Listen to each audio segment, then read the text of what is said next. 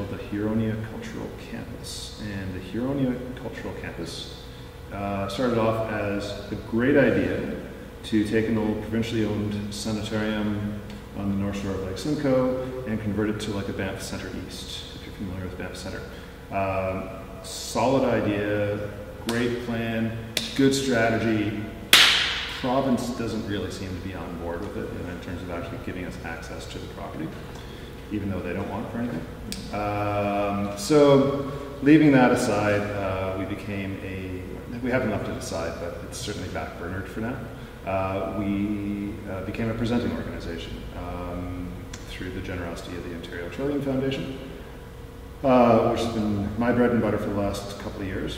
And we are, at the one hand, we are moving to make sure that there's still funding in place, at least as much funding in place when Trillium runs out, so that we can sustain the organization at that operating level. At the same time, we are putting our feelers out to various post-secondary institutions to see about offering accredited stuff that is not otherwise available in Canada. So that's some interesting stuff. And then from there, so that's 1 year plan presenting, 3rd year plan, have some accredited courses that we can offer, 5-year plan, start to look at having a physical facility, a physical space, because what we're seeing, and this is a business case that we are making, is that no one can afford to create in Toronto anymore. The cost of creation of hiring a space, of hiring your crew, of hiring the equipment for 2 or 3 weeks that you need to rehearse and get your show up, whether it's dance or film in some cases, certainly for theater and a number of performing arts. It's cost prohibitive to try to mount that in Toronto now. Never mind your own personal rent and all the things that you have to pay. So we're seeing that as our opportunity. We have 5 million people on our doorstep. We can bring them up to here. It's a lot cheaper than going to Banff. So I don't think I'm telling any real secrets here. That's sort of the general strategy that we're playing with over the next 3 to 5 years. So that's me. Just quick sort of table of contents. I'm thinking some of the stuff we'll be able to skip, but one of the things that I think is central, especially for smaller organizers like ourselves, where we frequently have a creative role as well as our administrative role, is SPARC Artists and Business Continuum. So we'll spend some time on that and talking about the paradigm shift. This is something that I found out a long time ago. I just want to say, can you read that? Mm-hmm. There's a lot of overlap between the skills that we have as artists and as creative people and the skills that we need to start up a business and to get that business going and thriving. I usually call this presentation the thriving artist to juxtapose it against the starving artist motif. So that inner drive to succeed, that commitment to your own vision, those are things that are key to an entrepreneurial success. So I just want to sort of underscore to people that you already have, a lot of people get weirded out when they're in the arts and they're looking at business and they're not seeing any commonality in that experience. There's that association that frequently happens with business as this corporate capitalist megastructure, right? So I'm trying to step back a little bit from that. The entrepreneurial, does anyone know what, we have a quasi-bilingual audience here, I assume. What does entrepreneur mean? It's a French word. What does entre mean? Or between. Right? Preneur is to take. So entrepreneur literally means middleman, right? You're in the middle, you're taking from this side, you're taking from this side. You're in between, taking. So is there an opportunity in how we conduct our work to think of it in those ways, so that we are taking from our audiences, we are taking from funders, we are taking from whatever other entities we might be dealing with in such a way that we can support ourselves, sustain ourselves, and sustain the broader vision. Apparently, I only have one outfit. This one. So we think of it. If you think of it as a spectrum, okay. At one end, we are an artist, and when I'm in my artist guise and I'm in my studio, I'm doing this.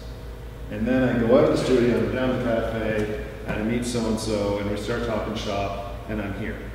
And then I'm going to the bank, asking them for money to support my crazy project or whatever, or funder, and I'm this person. So at different times, we're all going to be wearing these different hats, or different shoes, depending on how you look at it. So it's important that we take a moment to really think about what those different roles are that we do from time to time. At different times, you might be the maker, you might be the bookkeeper, you might be the marketer, you might be the head of sales, you might be the office administrator, office organizer, all those different things. So be clear for yourself what those roles are, because the temptation is we just see ourselves. We just see this one person, right? And we know that we do all this stuff, because that's just who we do, and that's what somebody's got to do it. So but if you think of it as a corporate structure, if you think of it as an operation, a larger operation, at any given time, there are probably 6 or 7 people in a larger organization doing the things that we all do just by nature of what we do. In my role as general manager, I do the finances, I do the marketing, I oversee programming, HR, all that stuff, which are all distinct, defined roles. And you don't get paid when we do this. So what I want to do, and the reason that I urge you to think about that, to think about those distinctive hats, is because I want to move from being a spectrum into what I think of as more of a continuum, okay? So we were always all those things. That skill set in and of itself is its own professional qualification, its own professional bearing. And step into that role and be really clear about that. So that when you're dealing with new people, when you're dealing with a new board member, say, or when you're dealing with a new client or a new contracted artist, you say, this is how we do that. And just have some confidence in that space. So the paradigm shift. You know what? That's screwed up there. Oops. Okay. So, do a very, very quick exercise. Eric, what's the first word that comes to mind when I say art? Visual. Visual, sure. Chris, first word. Seeing something. Okay, that's kind of visual. Anything else? Yeah, right.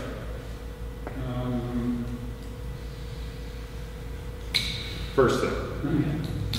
Pass. Pass? No, I'll pass. I can't think of anything. Okay. What's it? Creation. Creation, sure. Riley? Connection. Sure.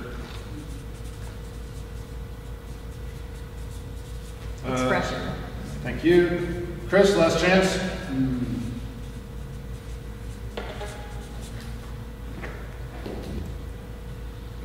Why? Multimedia. Multimedia, sure. Why do you present? We'll get to it. Why do you present? What was the genesis behind you wanting to present other artists? Well, a number of things. We present because we want to entertain our audiences. We want to entertainment? Can I put that down? Yeah. Sure. That's valid. So I'm going to call that the first word. Dean. Close group. Meaning. Meaning, sure. Excellent. Nadia. Inspiration.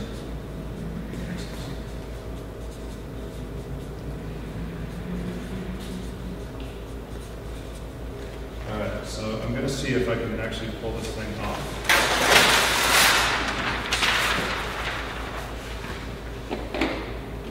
You're not done yet.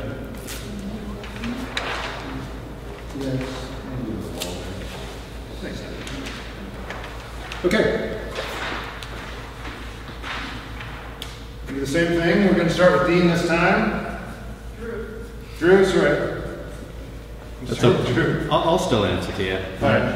It's the first word that comes to mind when I say business. Oh, jeez. Oh, geez. It's okay, so I have to explain that. For a little while now, I've correlated the term businessman or business person. He's a really good businessman. I'm like, oh, you must be an asshole. Yeah. So that actually is the first Okay. word that came from. That's great. Nadia. Creativity. With business? Yep. Oh, yeah. I majored in business, and so really. Okay. Hope I didn't But now offend we you. know what to say. Money. I'm comfortable with that. Money. Meetings. Meetings. Melissa? Promotion.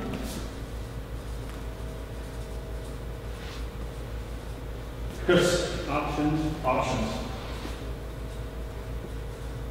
As in stock or as in choices? Choice. Eric? Work. Work. Okay. I'm going to write. Same thing I've been writing on this sheet for 20 years. Suits. You mean Prince Harry? So now, You put pajamas on the artwork? it's SpongeBob. It's quite appropriate, Okay, can I get everyone to close their eyes, please, just for a second? No, you do not have to call each other great leaders or anything like that.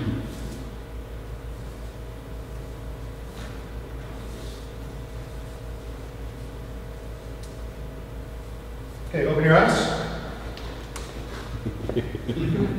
What have I done? We switched the titles. Right. Do any of these words no longer apply?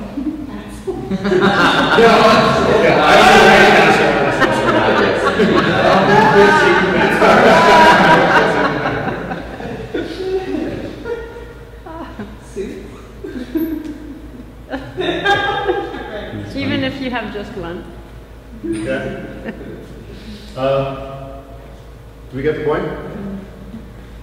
It's all in your head, or in the head of whoever you might be dealing with, that there's this grand distinction that if you do one, you cannot do the other effectively. Okay? We all know business people who are community-minded, who are creative, who engage with people in meaningful ways to provide value to their lives. Okay? That's all we want to do.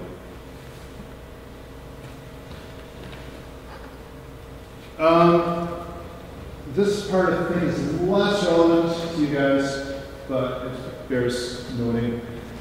The term job, the term career, they're both horse terms.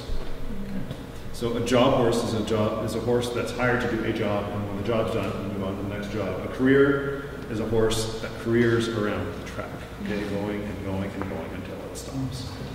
So it's just an important distinction about how we think about how we make a living. Is it a job? Is it a gig? We hear about the gig economy, right?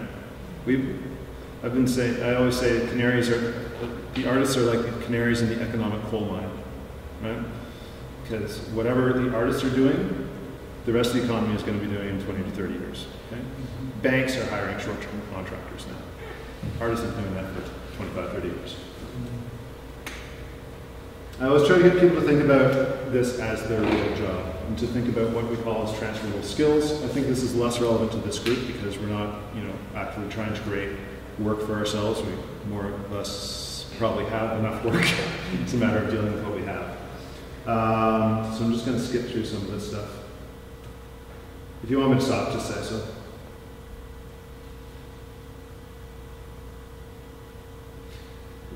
Because it comes down to values.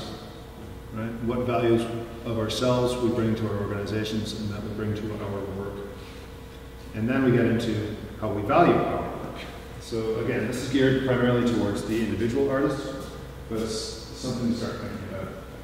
Because this is the basis of the business plan. This is, was anyone at the thing at the Miners Tavern this morning? You were there? Yeah. So this kind of picks up on some of that. How we value our work, how we deal with somebody who's offering us $50 to do something that we know costs $500, and how we respond to that confidently and meet in a way that we're not just saying no. If you can't afford to feed yourself and pay your rent and all those things, then why are you doing it? That's a valid question. Yes, it means something to you, but if it's not providing the basics, maybe it's okay to have a hobby. It's okay to have a hobby. The Italian word dilettante, from which we take dilettante, which tends to have a negative connotation. Dilettante means to delight in. There's nothing wrong with delighting in stuff.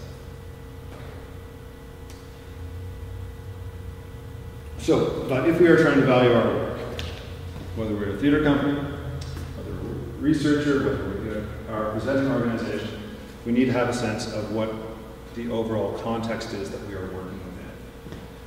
So the first thing we do is we research. I'm going to move this to a different screen.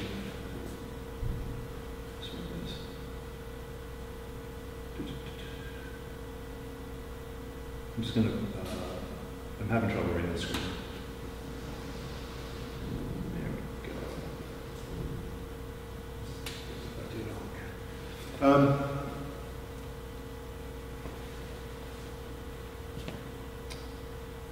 So we need to do three things. One, we need to know what the marketplace is like. And I'll use terms like the marketplace and stuff like that throughout. What our context is that we're operating in. The second part is to decide how we're going to charge. Are we going to charge by the job, as in a job course, or are we going to charge by the hour, which is more of a career type mentality, right? How much do you need to charge to make it viable, and how do you determine that? That whole budgeting process. Some of us have more experience with that than others, so I will go through that. And what are the costs that you need to cover it? How much profit do you need to make? And this is the one, especially for sole proprietors, this is the one that's always new to them, is that they can charge enough to cover their costs and pay the business so that there's 10% or whatever their fee left in the bank so that the business can continue to sustain itself, right? And they're not just being greedy guns, they're being responsible to their broader work. So when we're doing that, there's things to consider. There's the direct and the indirect costs. There are the wages, including your own wage, paying yourself, and the profit. So here's a really basic. And if this stuff is too basic for you guys, just say so. Stay with it? No? Yeah. So, taking into account your rent, your utilities, your vehicle, your materials, wages, the employee costs, which are the mercs, your vacation pay, your CPP, EI, all those things that you have to pay an employee, and contractor costs. And in this business, you're contracting out almost as much work as you're paying your staff, which is pretty common, more and more common. And then the draw. Do you know what a draw is? So this is a monthly expense sheet. Okay, the draw is the money that you take out for yourself from the business. Okay, so maybe you're not paying yourself a salary per se, but you draw a certain amount out for yourself, and that comes out of the business to yourself. So that's your income. So the revenue structure, this is just kind of messing around. So yeah, so the total expenses were what, 9,000? Yeah. 9,000.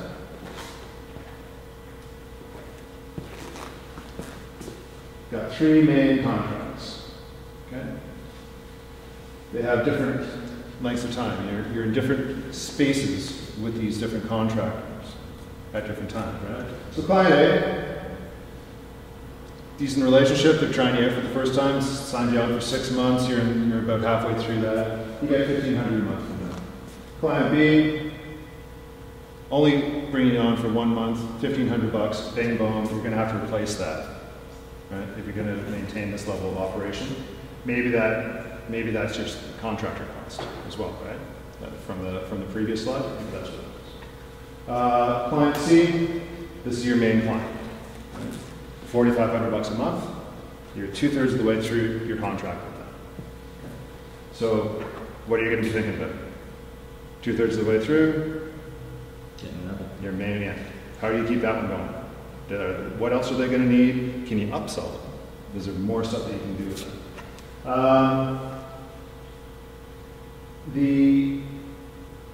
And then on top of that, say you have a retail side as well, so where you're selling stuff. So item one, it's not a big inventory. You have 4 things that you're selling, all the different amounts of markup that provide you a different margin, and then you rent something as well. Looks like you do pretty well off of renting item 3, more so than off of selling it. Just something to think about. Anyways, you get a total monthly revenue of $10, of $10,000, right? So where does that $1,000 go? That's what goes into the business. That goes back into the business. That is your business's profit. It's called retained earnings. I'll use some of the MBA speak sometimes just to get your money's worth. That's a really important concept. It has to be really central. It's challenging sometimes in the not-for-profit world because you always have that board member saying, well, we can't keep the money. We're not-for-profit. Yes, you can. Mm-hmm. Yes, you can. Because you have to. And you can explain that to your funders. You can explain that to anybody who asks. You have to hold that back. And if it becomes so big that it's really raising eyebrows, then you start an endowment. Do we know how endowments work? Basically, you have a big chunk of change, and it's generating interest, and you scrape some of the interest off every year. Does everyone know about the endowment program through Canadian Heritage? It's a matching program. I forget what it's called. I think it's just called the Endowment, Arts Endowment Program, or Arts Endowment Fund. Basically, if you're an arts organization, Canadian Heritage will match donations received in a year up to $1 million. So what happens is you apply to this fund, and it's a process. This is not the easiest application out there. Say you can demonstrate to Canadian Heritage that you can fundraise $1 million over the course of a year, that you have that wherewithal. And they can say, okay, we'll match that dollar for dollar up to $1 million. Okay. Which means that at the end of the year, you have a $2 million endowment. The interest from that's a new staff position, no question about it. That's how we think of the business.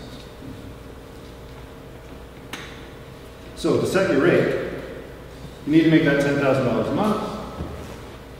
So our set costs, and that's your rent and vehicle and a few other things, total that top number. The variable costs equal that $43.35, so that's your contractor fees and things like that. And the retained earnings hold steady at $1,000, just for argument's sake, just for easy math.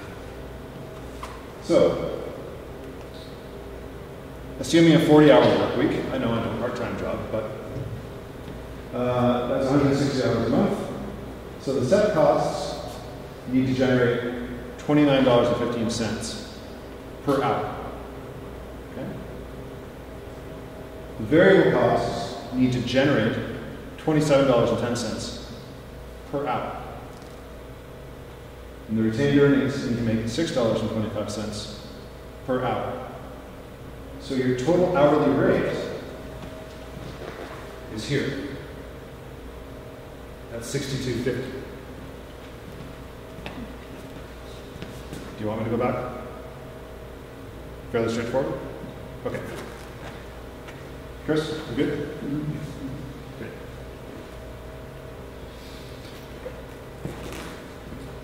A lot of people see that slide and think, I make minimum wage. How do I charge $62.50 or $70 or $80? Well, because you do. And you provide, with that comes an expectation of service and an expectation of professionalism. But if that's what we're doing, that's what we do. For me, when if I'm looking to do a gig as a musician, I factor in what I feel my time is worth, including rehearsal time. I know most of my own material, so I don't need to rehearse that much. But try to do 2 or 3 hours rehearsal for a 2-hour gig. I factor that in. Factor in the performance time, which we would, in the teaching medium, we would call that contact time, right? How much is that worth? And how much? But I also need to figure in, okay, if I'm playing in a bar, how much beer does this guy have to sell to cover me? And that's a fair thing to think about. I recognize if I'm playing in a bar that my job is effectively to sell beer. That's the way it is. If I'm playing a soft cedar gig or a house concert or something like that, it's a different environment. The expectation is different. So being clear on the expectations of the person that you're working with, going back to the context that I was talking about at the very start, obviously that's really key. I know we do this stuff all the time, but it's good to just sometimes spell it out. So our values, and the values that we create, that we come to these business relationships with, become really key. We want people to know that they're dealing with somebody who's fair, that 6250, even if you're not entirely comfortable with it in yourself, is valid and justified, and you can say so. And you know that it is because it's in line with your values. There's different kinds of values. There's the universal values, like love, life and love and peace and bliss. Those would be universal values. Cultural values are things that we value as a culture, right? So our laws, our languages have values to it. Aesthetics, education, those sorts of things. Any other cultural values that come to mind? The role of the arts in community, for example. That's sort of a subcultural value, perhaps. And then there's the individual values, like our sense of humor, the things that are important to us individually. It could be a memento from an ancestor, or your history, those sorts of things. So as we think about those values, and I have a few handouts that I can circulate if you guys want after this, like I would just email them to you. We want to create a mission statement. This is all going towards the creation of a mission statement. Because the mission statement communicates our values. Does 2B have a mission statement? Yes, do you know it? Not word for word, but to create original and challenging works in Halifax. Yeah. So how long is it usually? It's like, I would say 3 lines, 4 Yeah. lines. Yeah. Exactly. It's short, sweet, to the point. Mm-hmm. Do you have a mission statement? No. Mm-hmm. Do you have an organization, or are you a sole proprietor? I'm a sole, yeah. You're the guy? Yeah. Are you registered as a business? No. You thought about that? Not seriously. No. You think about like being a not-for-profit? Yeah. Which is different than just not making any money. Yeah. Yeah, I'm honestly just doing these like little indie projects that I just kind of throw together. You just love doing your stuff. Hopefully make money. Yeah, okay. Cool. So right now you're in business. Yeah. Yeah. It's not a not-for-profit gig. It's not a board scenario. That's your business. Yeah. Cool. Okay. So I would urge you then to think about these values and to think about how you present that to the people that you're going to be working with. It sounds like most of the people you're working with are other creatives. Yeah. Yeah. Are they getting paid? When they can, yeah. When they can, yeah. If I get paid, I get paid. So where do you get revenue from? Pardon? Where do you get your revenue from? If it's a show, if it's like a show like a theater, then ticket sales. Okay. If it's a film, it's generally like just whatever we throw together and put into it. Right. Yeah. Okay. We're But not no necessarily- external funding, just like the audience comes, they pay their money, they get, okay, cool. The other thing about a mission statement is that it provides a reference point for you and your partners as you go forward, right? It's something to come back to and say, well, back in 2018, we all sat around this same table and decided this. Is this still who we are? So there's a framework for this, and I'm looking at you, Ravi, on how we've developed that mission statement, what the framework is. Which is, I know it's just a bunch of blanks right now, so we'll start to fill that in. This one is eerily appropriate. I mean, maybe you're making your cash off of shooting weddings, right? But there's always those side projects that you're doing that you're really passionate about. The hobby that pays for itself. And maybe that's all it ever is. But if it's a peaceful coexistence with the universe, nothing wrong with that. Here's some artists who have some really good. So there's the mission statement, which I've just breezed through really quickly. And again, I can send this deck to people if you want. There's also the artist statement, which is a very different thing. And rather than go through a lot of artist statements because they can freaking long, I've provided some links here to artists across different media in different disciplines who have really good, coherent, cogent, thoughtful artist statements that communicate their work. They're not, some of the stuff can get really brainy and really sort of art school, death by art school type of thing. And some of them can be just really straight out, like Serena Ryder's artist statement isn't particularly brainy, right? It's just, I'm a pop artist, this is what I do, and people love it. She's right. That's paraphrasing, but somebody like Christina Lada or Heidi, Heidi Strauss from Edelweiss Contemporary Dance. Those disciplines are much more intellectual and intelligentsia associated, right? So, and their artist statements reflect that. And that reflects, that's something that you're communicating, that's the main communication tool with your audience. So the language that you use is important. Main concepts of a business plan. What's it for? Why are you doing it? It's a strategy piece. It's it's a communications piece. So all the work that you put into your creative work can be directed into the business plan. It involves a lot of research. Stakeholder analysis is really key. What's a stakeholder? Chris? It has something to gain. Yeah. And a vested interest. Or lose. Or lose. A vested interest, I think, is more appropriate.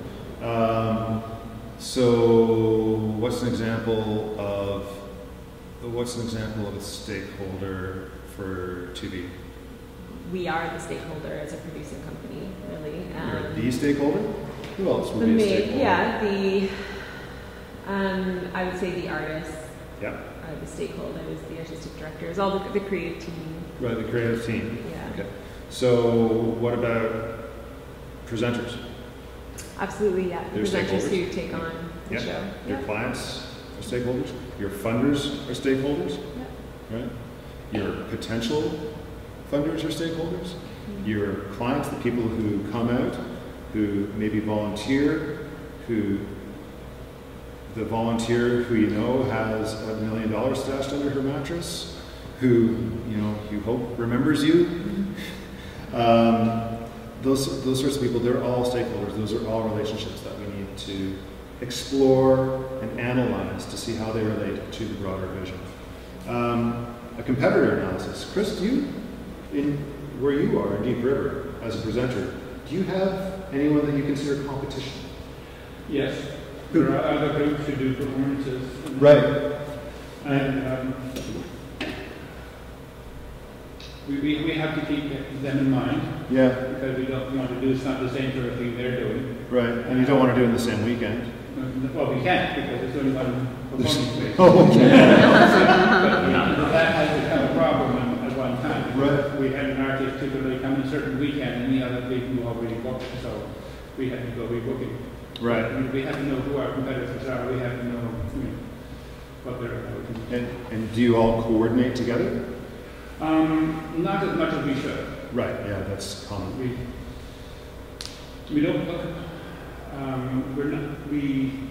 I think we're probably going to have to start looking upon ourselves as competitors, but cooperators too. You know, I'm so glad you said exactly that, because another business school term. So this is again something that the arts have been doing since forever, and the businesses are just starting to bounce. This is like a new business buzz term, and we just know this stuff instinctually. And that's very much what Chris just described. It just takes a Richard Florida or somebody to come along and say, "Oh, I've got a word for that." The financial analysis, that's the numbers to show an investor, a funder, whoever, that your thing makes sense, that it'll work, that you're not going to be bankrupt, that you'll still be around. People want to back a winner. They want to back something that they know is going to be successful. So being able to demonstrate that is key. I keep saying successful regarding just the financial.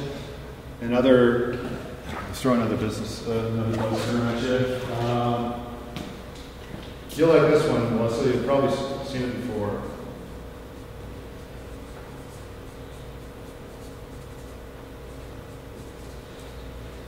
Triple bottom line. Seen that one? Yeah. What's the triple bottom line? Well, the three pillars, it's also known as, I think, are associated with the three pillars of social, economic, and environmental. Right. Can I cultural as its own, if you want a fourth one? Or in some cases, cultural might replace environmental, depending on the impacts. Right? On the scope of the operation might be more appropriate.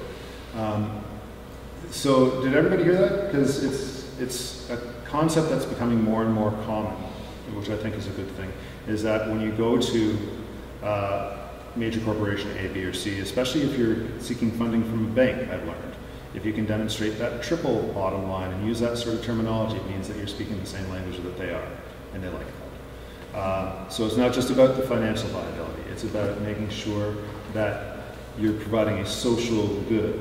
Maybe your numbers, maybe your financial numbers aren't the greatest, but if you can demonstrate a reasonable social good and a reasonable environmental or cultural good, right? Those are important things. Those are valid. Those are becoming seen as increasingly valid. Yes, your numbers still need to make sense, but it's not the be-all and end-all. You can balance that out. You can't be at the expense of the other. Correct. Yeah, thanks. And it's difficult to quantify. There's a thing called social return on investment, which is a new area of study. I'm sure you know more about this than I do. No? So SROI, there's a couple of organizations, at least in Toronto, that are taking this quite seriously. And it's about the reason I did my business degree, I don't know about you, but it was because I was an artist and I could not get shit through to the bean counters. How do I explain it to these people? Right? That's why I did the MBA. And it's been useful in that way, because I can now throw around just enough business jargon that I think, oh, okay. And the last, marketing strategy. Some people hate the idea of marketing. You remember Herb Tarlick from WKRP? Remember that show? Yeah. So some people see that as like the sales marketing guy. Plaid suits, big talker, white belt matching the white golf shoes sort of thing. You can do that. Some people find success in that way. I think of marketing as education, and that's the term that I tend to use when I'm talking about marketing. So the marketing strategy is about being able to demonstrate to people why your business is important.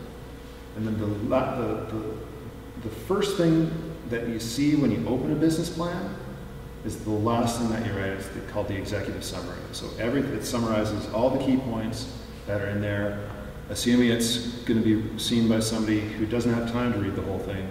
They just need the highlights. Boom, boom, boom, boom, boom. Here's your main argument. It's your thesis statement, basically, right?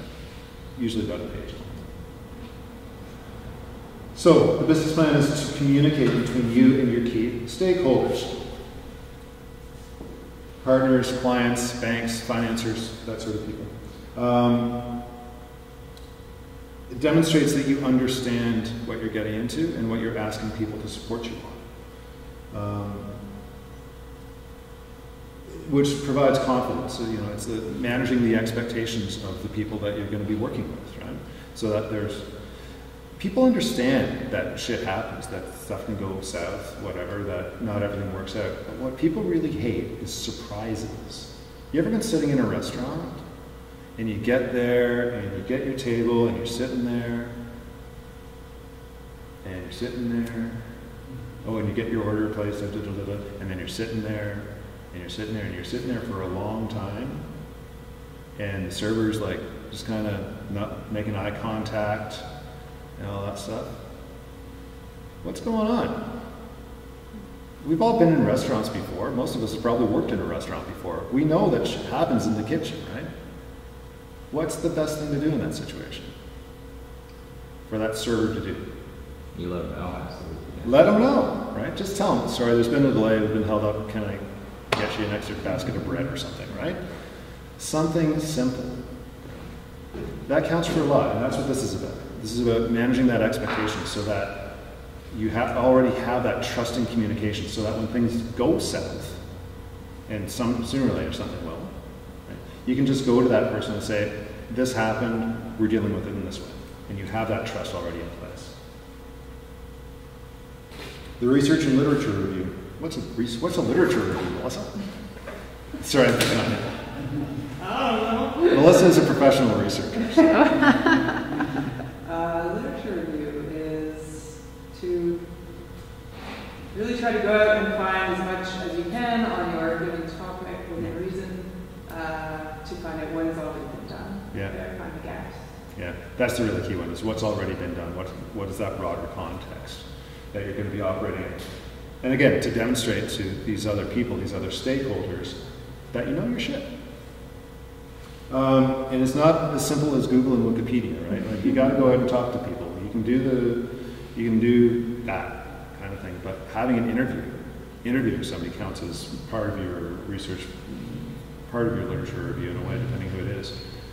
And in recording that conversation and taking notes from that conversation, depending how much time you have. We don't always have all the time in the world to do these things.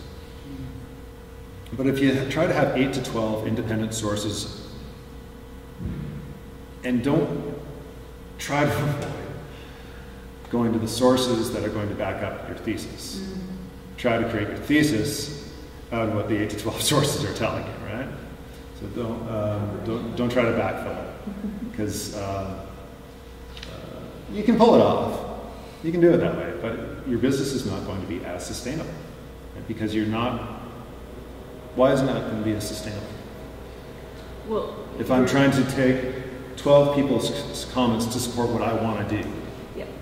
Because you're only thinking, you're not looking at the reality of things, and if you're missing the gaps or the realities, they're going to come and kind of blind you and bite you, and it's kind of, you need to have that whole picture. Yeah. And if you still choose to support your vision, so be it, but at least you're aware. You can glean things from those that will support. Yeah. But it goes back to the second bullet point from the bottom, the marketing strategy, right? And how you communicate. If you can demonstrate in your marketing strategy that you are filling a market need, if everyone's telling you, we need this, then let's do that.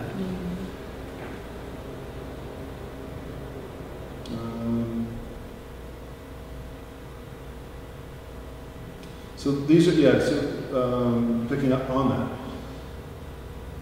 Do you have a direct competitor? Do you have an indirect competitor?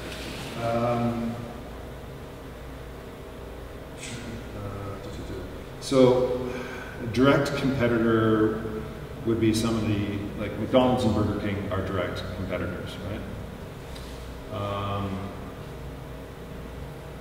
Indirect competitors would be it's one of those things, there's so many of them, and then you can't think of them. Going to a movie instead of going to the theater. Hey?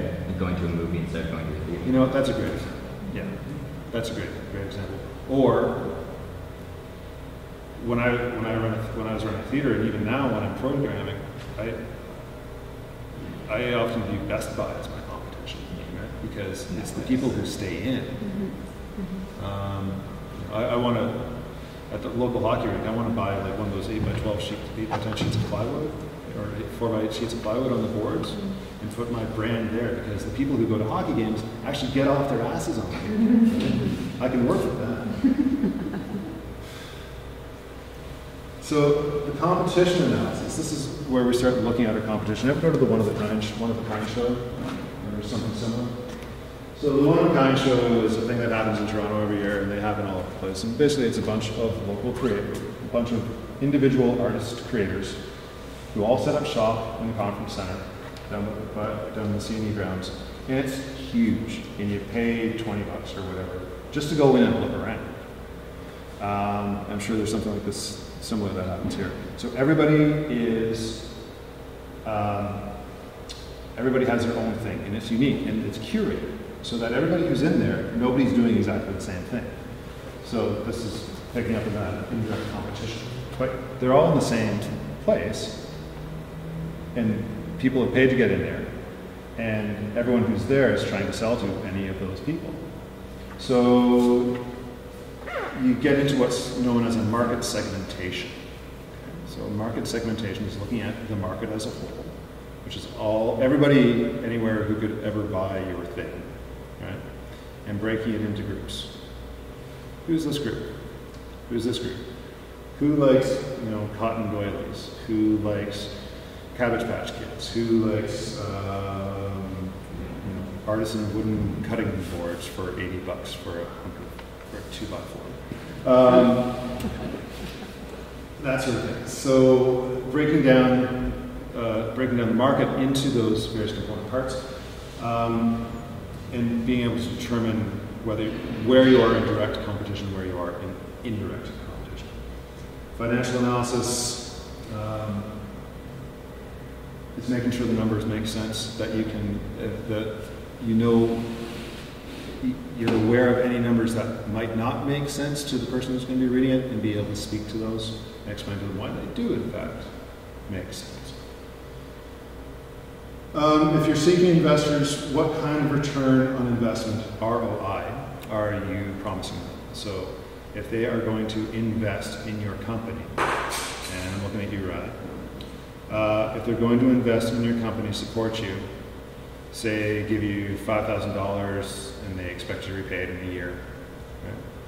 Do they want interest on that? If so, how much? What does that look like? How does that all work? One of my favorite sayings, you can have it fast, you can have it cheap, you can have it good. Pick two. And that's very much, it's amazing how many sectors that transcends across.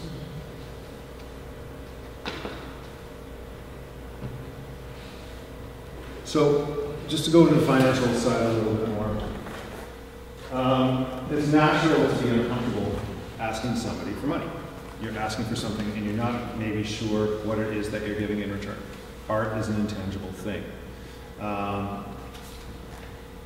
Which is why it's easier to go to somebody who you know already supports your work. But if you're just starting out, maybe you don't know who those people are. The business plan, including the financial analysis, is there to help remove those feelings from this process, okay? We all have feelings. Feelings are real, respect that they're there, they're gonna happen, right? But in this process, it's not about that. It's about getting yourself to a point where you are comfortable, where you understand the ins and the outs, so you understand where the weaknesses are already, and you still have confidence in the strength of the overall idea. There's weak spots in any business. There's weak spots in any organization. It's about how you approach those and address those. You sell your strengths, you hide your weaknesses. One way of looking at it. So if you're having this, or you don't know what reasonable expectations are, speak with somebody who is a business development advisor. So Canadian Futures Development Corporation, there is one in your community. There's one over at the bottom of the main street, at the main intersection in Haileybury. This is a federally funded program of people who advise new businesses that are starting up. Yes, including not-for-profits. Yes, including charities. If you are in business and thinking of your charity, social entrepreneurship is a common term that's coming to replace charity. You're operating legally as a charity, but you're thinking like a business. That's how I've been running this organization in Orillia.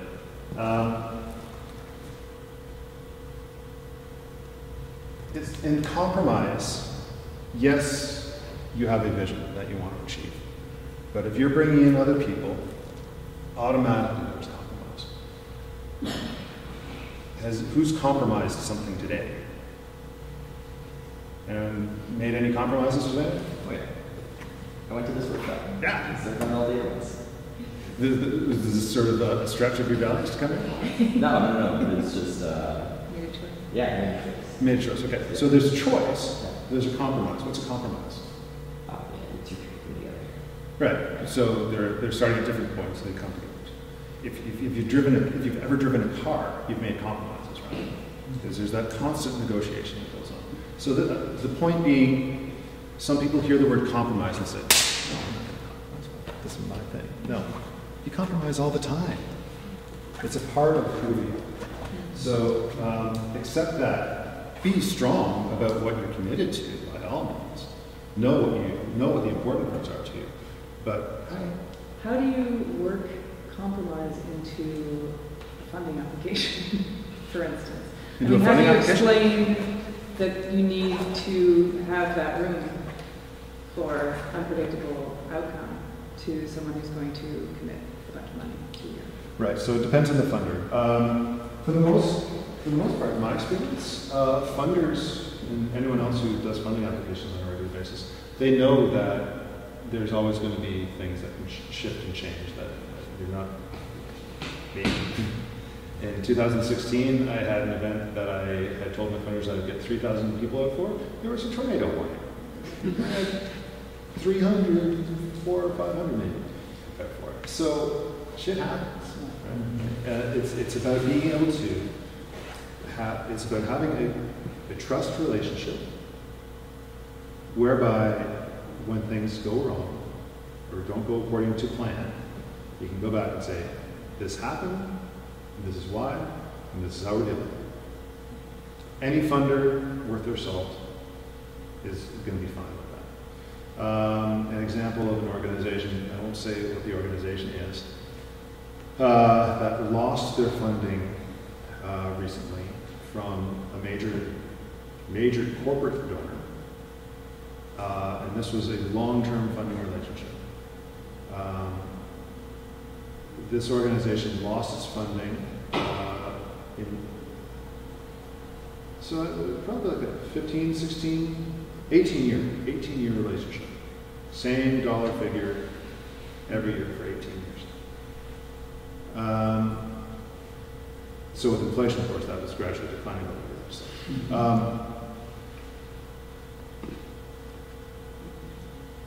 years. 2 years ago, these guys, you're supposed to get your application into this funder at least 2 months before decision time, so that the people have a chance, so that people receiving it have a chance to review it before they take it up and put it on the table of the decision makers, right? You're dealing with a human being on the other end of the phone who also values their job.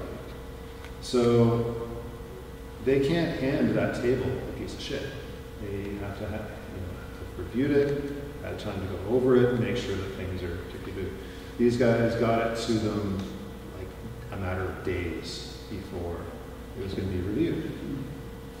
We've had a long relationship with you. We'll give you a pass this time, but you need to have a solid report, and this can't happen again.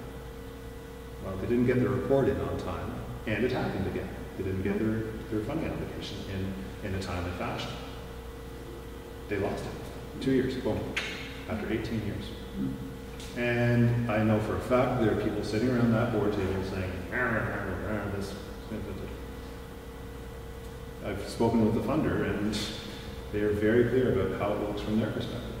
So again, it's that trust relationship. In any organization, the broader context is that there was a big changeover at the board level, right? And the people who came in weren't the people who established that relationship with the organization, with the funder. And so they didn't value it in the same way, and they didn't do a good job of maintaining it. Yeah. And I would say as an organization, you compromise all the time. Like you're compromising, and particularly using that example, the funders. Like when you write a grant application, you are shifting and tweaking and adding things and details to fit the funders in order to receive that money to allow you to do what you want to do. Whether it's like, sure, we'll do a lot more outreach than we really feel like we have the capacity to do, but we will do that in order to receive this money that will help us to do this. Yes. And I think, it's, and that feels a little bit like the artist is always compromising for the funders, but. Yeah, if you can demonstrate, I'm glad you raised that, because one of the things, and this is a fairly recent realization for me, after doing this stuff after writing applications for 15, 16 years, is that I haven't done a good job of really emphasizing all the extra that I did to get this, and the strain that is put on the organization. So thank you very much, but you guys need to know this. And I think a responsible funder would want to know that. Especially if it's impacting my ability to write them their reports, and give them what they need. The last bullet point there, a business plan, a business strategy document does not just emerge fully formed from the womb, right? Like it's a process, it's a drafting thing. There's a plan A, there's a plan B, there's a plan B 2.0, right? Like you come back and you revise it. And even once it is written and printed off and distributed and you're sharing it with people, it can change. You can go back into it if you need to. Make sure you track your edits though, so that you can explain that to me. Marketing strategy. Yeah, okay, I'm almost done here. So a marketing strategy, I grade marketing papers for my old school. And it's really fun because they're like first year, second year students, so they're like 19, 20 years old, and they're really gung-ho on like whatever the thing is. We're selling the thing. And it's really sweet. It's a great way to sort of keep in touch with what are likely going to be emerging trends in marketing. It's kind of fun. The sort of fallback basics of marketing strategy are these things.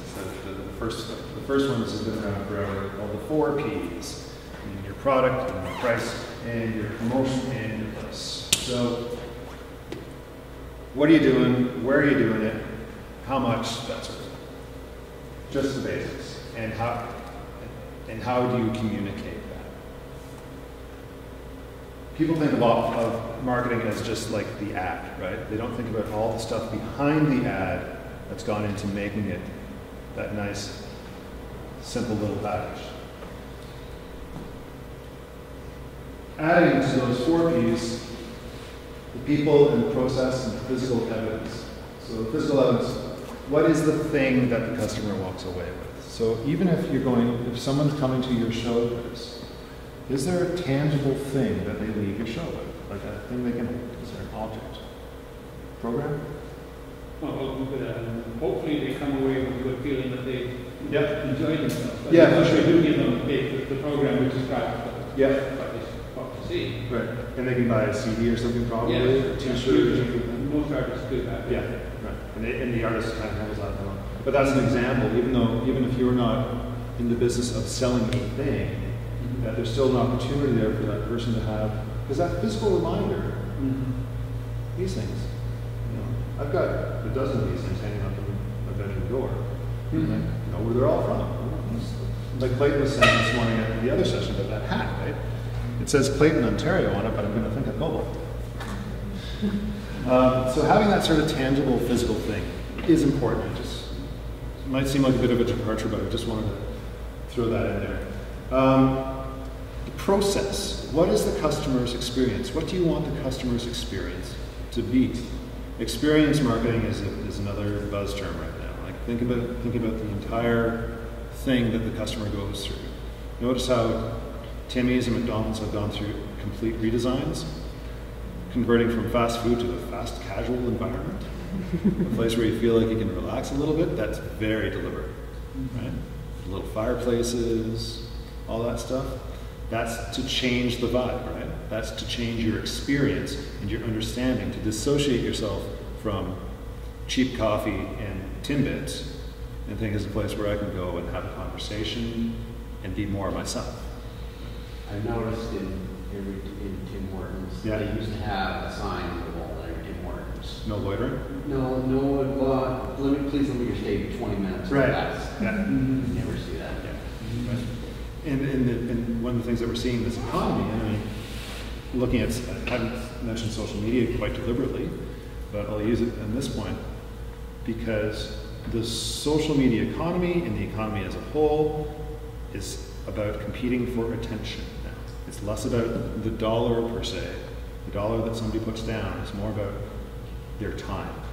Because if they're spending time with you, then they're invested in you, and that will reflect in their expenditures.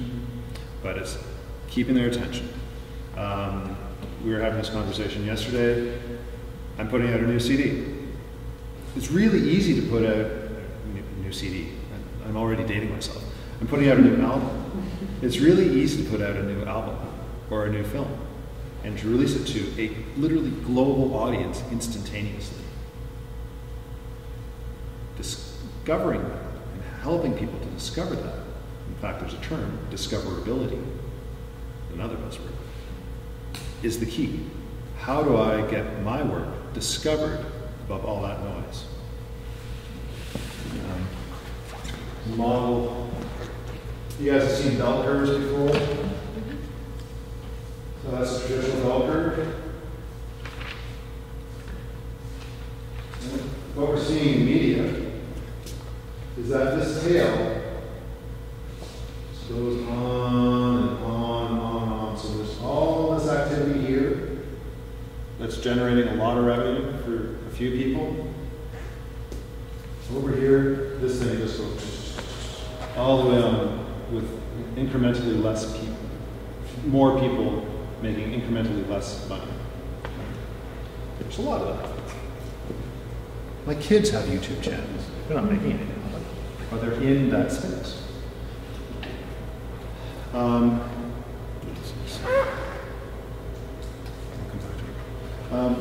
So just want to emphasize that.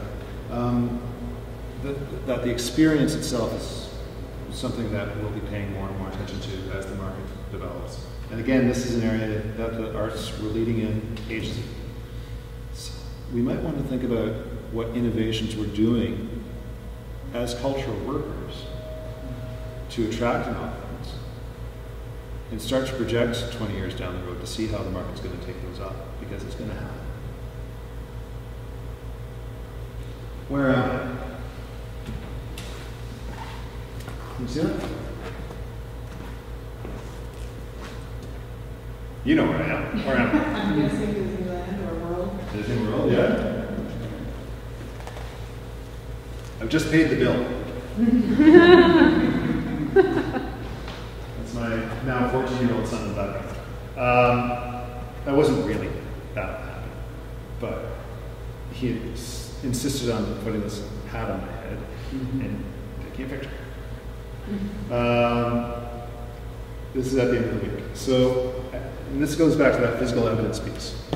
We'd spent a week living at the place, spending, I don't want to tell you how much money on food, on rides, on getting off campus just so we could go do something else for a change. But I still had to have the damn years, right? To show that I was there.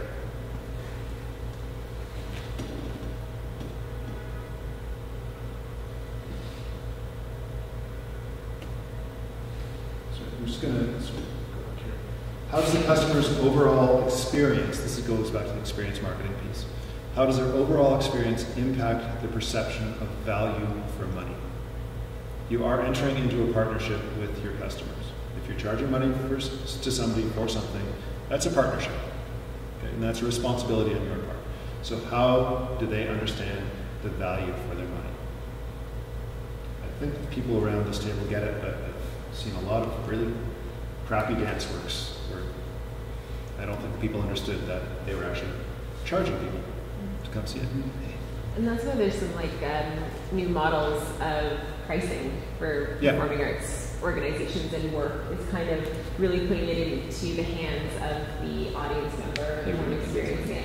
Whether it's, pay what you think it's worth after the show, or that's the main one, but also just like, tiered ticketing prices that you get to choose from. And puts it in their hands. So what I just said about innovations that the mainstream business sector is going to be picking up on in 20 years, I'll bet you that's the one. How much is this car worth? I don't know. Maybe it'll go that far. What are some places in the main market? This is just the way my brain works. What are some places in the larger marketplace where that sort of innovative pricing strategy could be applied, could work? That feels like you can go terribly wrong. If you're saying that it's at the end of the performance that you're asking people to now decide what it was worth to you. I mean, I guess it could go right also. You could have people be like, that changed my life, I'm going to give you my life savings. So it is a hopefully that was it. And there are studies and there are organizations that are tracking that.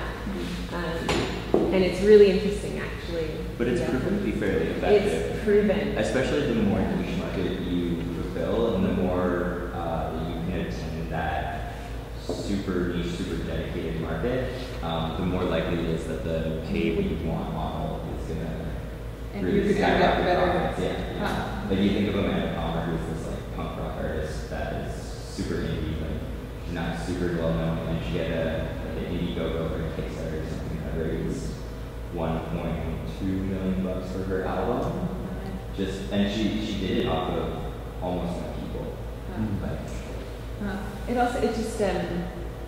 I think putting it in the ownership of the hands of the audience, there's the worth, but there's also the compassion. Like there's this feeling of, I may not have liked the work, but they're clearly talented, so I'm going to put in $3. So why does it work? I think we really need to explore this. So why does it work? Because you're more familiar with this stuff than I am. You guys have looked into this more than I have, so I know what I'm reading tonight. The Art of Passing, Matt Palmer book about it. Thank you. So the only thing that I can think of, and because my reaction when I first heard about this a couple years ago was Santa's Melissa. That's gonna suck. But the first thing I think of is that there's got to be a lot of trust there with your audience. Like there has to be like really strong. As a performer, you're making yourself vulnerable. Yeah. But you're not being vulnerable. Not being much vulnerable already, but you're literally putting your livelihood in the hands of people who've already made the commitment to see. But that's interesting because the flip side is that every time an individual purchases a ticket, they're trusting you to fulfill that value. And there are more, the theory is too, and studies show that by saying, like, there's more willingness to take that risk of to step into that theater or to walk into that venue or to sit down and experience that. When you're not nervous about how much, like, oh God, I'm seeing this show and I paid $20. And it's not you're just starting the off cost, bad. it's that whole, it's the time, it is the transport there, the babysitter that you paid for. That is the investment that artists and arts organizations are constantly asking their patrons or audiences to do. You trust me to give you what you want, and you have to pay for it all up front. I think the flip side is just, it's a really beautiful thing, and kind of, it's the exact same thing, I think, is putting your trust into. And it starts performances, like talking from a theater perspective, with just a different attitude from your audience. Like you get people who wouldn't normally go because it's free. But because it's free and they enjoyed it and they now feel like they owe you, kind of. Like they came, they saw your show, you put on a good show, you entertained them, and they go, that was worth something to me. That's, because people do realize that. And I think it's interesting that you mentioned the vulnerability too, because like when you look at theater in particular, you're talking about, it's about connection, it's about seeing those people on stage and relating to those people and being vulnerable with yourself and your emotions. And I think adding the financial vulnerability to it just sort of like adds another level that the audience can connect with you on. So that's part of the experience. Yeah, it becomes part of the whole experience. And I think that the whole niche audience thing is that's a really important key, because that's where my first was my, so we got right, okay, it's a race to the bottom. You just said how much money people have to spend to get out to a night at the theater. How many people, go, thank God the show is free, or that, yeah, that was worth $5 at the end of the night. And so we don't have that niche audience. I think that's where it gets more difficult to go to that kind of why. Yeah, if you're going to mass market tribute show, don't do a big one's worth. It's because I don't know that. And that's actually the other thing, the flip side too. When I worked at the Classic, I spent so much time thinking about ticket prices and having and asking around ticketing and pricing and putting a value to the show, and still don't believe I got it right. Because on one side you want accessibility and all of this stuff, and then on the other side, this idea that people do want to be told what the value is. And not that they want to be told, they kind of need to be told what the value is. And so when you say this ticket is $50, you're implying that $50 show, that's a higher quality, bigger, whatever, than that $25 show. And that was really problematic for me. But it's the pricing. I just came back from 2 months in New York with Broadway shows, and that is all they do, is they constantly, ticket prices are fluctuating every day because they're constantly looking at how many tickets are sold, who's buying, when they're buying, and they're just fluctuating. So you can get a $25 ticket, and sitting next to somebody who has a $200 ticket, and it's like, and some of it's about value, some of it's about filling the seats, and it's just We even had the discussion on how the pricing in this area. I mean, we normally sell a subscription at the beginning of the year, and then we have the same price for each concert, even though some concerts are very expensive, some concerts are very cheap. But we have yet to, we'd like to change our ticket prices for concerts, but how do we do it? We haven't found a formula that will do that successfully. This is not worth it. And it degrades the value of the artist, and we're talking so much in monetary terms of what is value, and if value is money, and it's just kind of devaluing the artist and saying that you're less than this other. And I mean, that's also the way we look at things, is experience and how and just like Buffy St. Marie, we can charge a lot more because of the impact that she's had over how many years in her, versus this up and coming singer-songwriter. So that's. When you go to the art center in Ottawa, and it's quite a lot more expensive than, say, the Great Canadian Theatre Company, but you're getting an evening out, you're getting enjoyment, etc. You get. I mean, what are you getting more from the one than that you're getting from the other? So how can you rate an experience? I feel like I hijacked that. Sorry. Great discussion. We're at time, so